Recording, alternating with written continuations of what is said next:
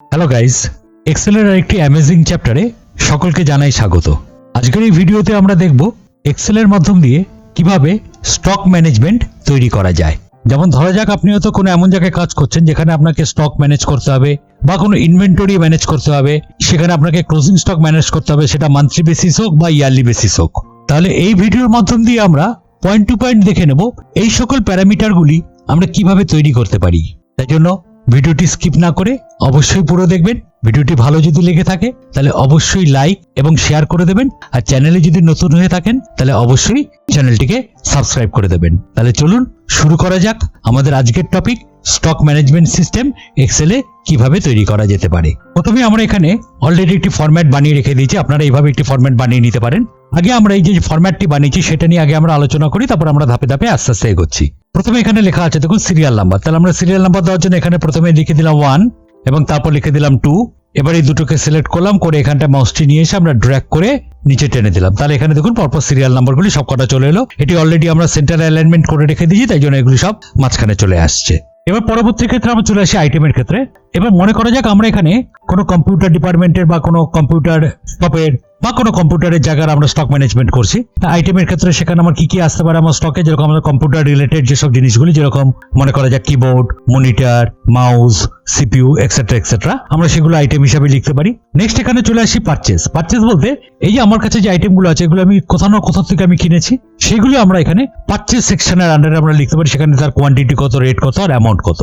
এবার এইখানে যে পারচেজ যেগুলো আমি করেছি সেগুলো আমি পরবর্তীকালে আবার সেল করতে পারি, তখন আমরা সেগুলো লিখবো এই সেল সেকশনের আন্ডারে। সেখানে আমরা কোয়ান্টিটি, রেট আর অ্যামাউন্ট আমরা সেগুলো হিসাব করে এখানটা আমরা লিখতে পারি। আর তারপর চলে আসছে এখানে ক্লোজিং স্টক, অর্থাৎ পারচেজ এবং সেল এগুলি করার পর আমার কাছে যেটা ক্লোজিং স্টক আছে এটা মেনটেন করা খুবই জরুরি। সেই ক্লোজিং স্টক আমরা এখানটায় এই সেকশনে আমরা ক্লোজিং স্টকটা নিয়ে নিতে পারি। একদম লাস্টে যেটা চলে আসে সেটা হলো প্রফিট অ্যান্ড লস, অর্থাৎ যে জিনিসটি আমি পারচেজ করে আবার সেল করেছি তাতে আমার কতটা প্রফিট হয়েছে বা কতটা লস হয়েছে সেটা আমরা এই প্রফিট অ্যান্ড লস যে সেকশনটি আছে সেই জায়গাটায় আমরা লিখে নিতে পারি। তাহলে আশা করি আপনারা এখানে যে প্যারামিটারস গুলি আছে সেগুলি ভালোভাবে বুঝে গেছেন।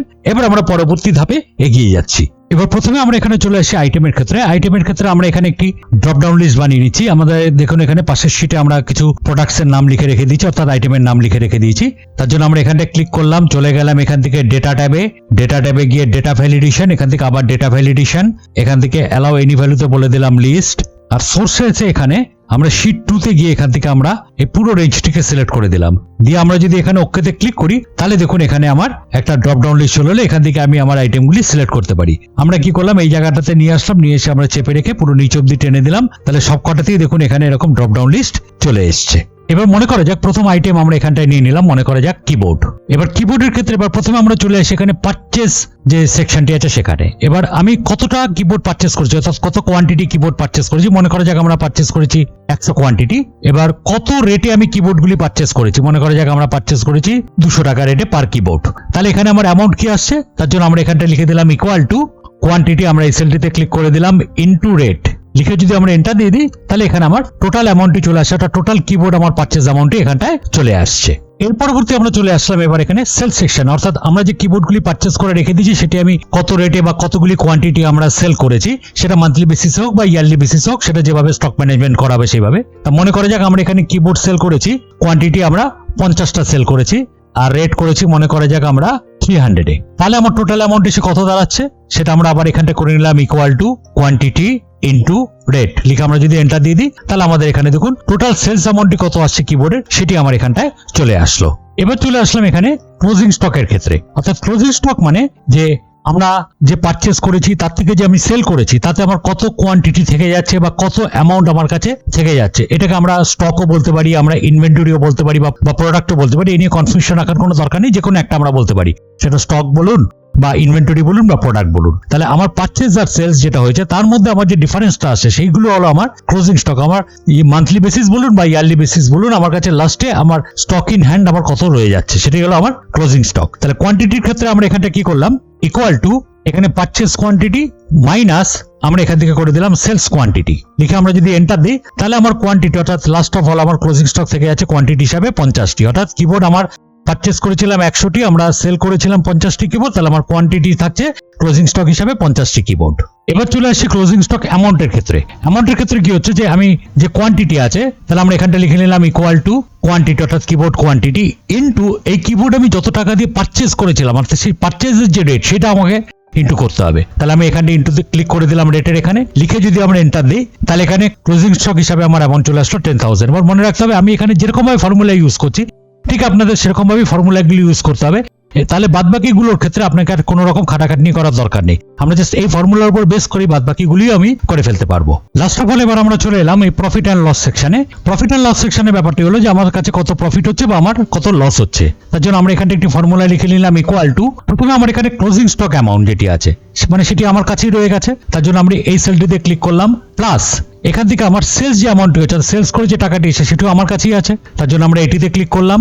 এবার মাইনাস এখান থেকে আমি যত টাকা পারচেজ করেছিলাম সেটাকে আমরা এখান থেকে মাইনাস করে দিচ্ছি। পারচেজ আমার অ্যামাউন্ট কত ছিল সেটিতে আমরা ক্লিক করে দিলাম, লিখে যদি আমি এন্টার দিই তাহলে আমার এখানে প্রফিট হয়েছে দেখুন 5,000। তাহলে এখানে ব্যাপারটা আমরা যদি সরাসরি ভাবে হিসাব করি তাহলে আমি এখানে যদি কোয়ান্টিটি যেরকম আমরা কিবোর্ড কোয়ান্টিটি আছে 100টি, তার থেকে আমি সেল করেছি 50টি, তার মানে আমি যদি 50টি কিবোর্ড এখানে পারচেজে ধরি তাহলে 50 × 200 তাহলে আমার এখানে আসে 10,000, আর এখানটায় আসে সেল করেছি আমি 15,000। তাহলে দেখুন 15,000 থেকে যদি আমি 10,000 মাইনাস করি তাহলে আমার প্রফিট কিন্তু সেই 5,000ই এসে দাঁড়াচ্ছে। এবার আমরা কি করলাম এখান থেকে এখানে যে পারচেজ অ্যামাউন্টটি আছে এখানে যে ফর্মুলাটি অ্যাপ্লাই করা আছে আমরা জাস্ট এটিকে চেপে রেখে নিচে ড্র্যাগ করে দিলাম।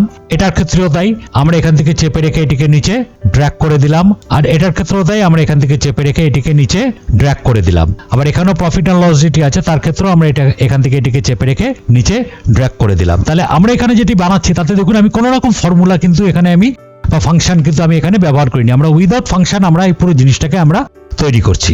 এবার এখানে আমাদের দেখুন বাদবাকিগুলো এখানে সব 0 0 দেখাচ্ছে, অর্থাৎ এখানে যেহেতু কোনো আইটেম দেওয়া নেই আমরা এখানে পরের আইটেমটি নিয়ে নিলাম। মনে করা যাক এখান থেকে করে দিলাম মাউস, কোয়ান্টিটি মনে করা যাক 500, আমরা কিনেছি মনে করা যাক 50 টাকা হিসাবে, রেট 50, তাহলে এখানটা দেখুন 25,000 চলে এলো। এবার আমরা চলে আসছি এখানে কত পিস সেল করেছি, মনে করা যাক আমি সেল করেছি মাউস 300 পিস, কত রেটে আমরা সেল করেছি মনে করা যাক আমরা ₹70 সেল করেছি, তাহলে এখানে দেখুন অটোমেটিক সেলস অ্যামাউন্টও চলে এসেছে, অর্থাৎ পারচেজ অ্যামাউন্ট ছিল আমার 25,000 আর সেলস অ্যামাউন্ট এখানে আমার চলে এসেছে 21,000। তাহলে এবার চলে আসি আমরা ক্লোজিং স্টকে। ক্লোজিং স্টকের ক্ষেত্রে আমার এখানে পারচেজ করেছিলাম 500 আর সেল করেছি আমরা কোয়ান্টিটি 300। তাহলে এখানে আমার ফর্মুলা যেহেতু অ্যাপ্লাই করা আছে আমরা এটাকে ড্র্যাগ করে নিয়ে নিলাম।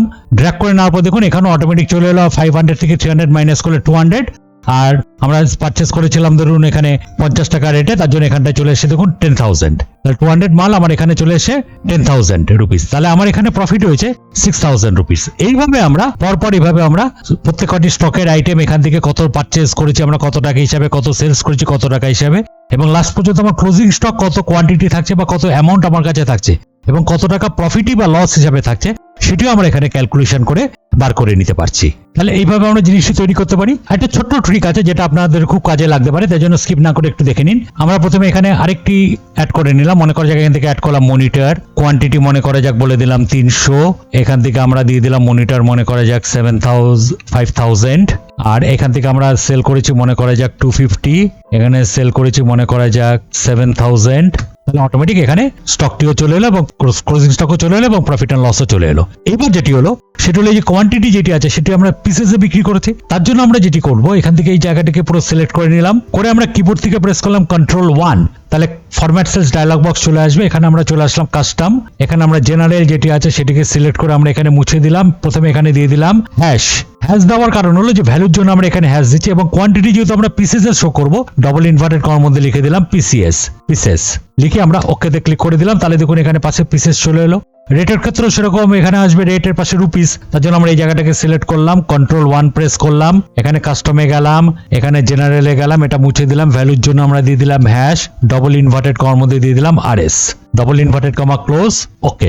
তাহলে এখানে রুপিস চলে এলো। তাহলে এইভাবে আপনি বাদবাকিগুলো তো এইভাবে অ্যাপ্লাই করে নিতে পারবেন, তাহলে এটা কাস্টমাইজ করলে আরো বেশি দেখতে সুন্দর লাগবে। তাহলে এইভাবে আমরা এক্সেলের মাধ্যম দিয়ে স্টক ম্যানেজমেন্ট তৈরি করে নিতে পারি, সেটা পারচেজ দিয়ে, সেলস দিয়ে এবং ক্লোজিং স্টক দিয়ে বা প্রফিট দিয়ে, লস দিয়ে আমার কাছে কত হাতে থাকছে টোটাল ব্যাপারটা আমরা এইভাবে এক্সেলের মাধ্যম দিয়ে বানিয়ে ফেলতে পারি। খুব সুন্দর এই ছোট্ট একটি ভিডিও আপনাদের সামনে আমি উপস্থিত করলাম।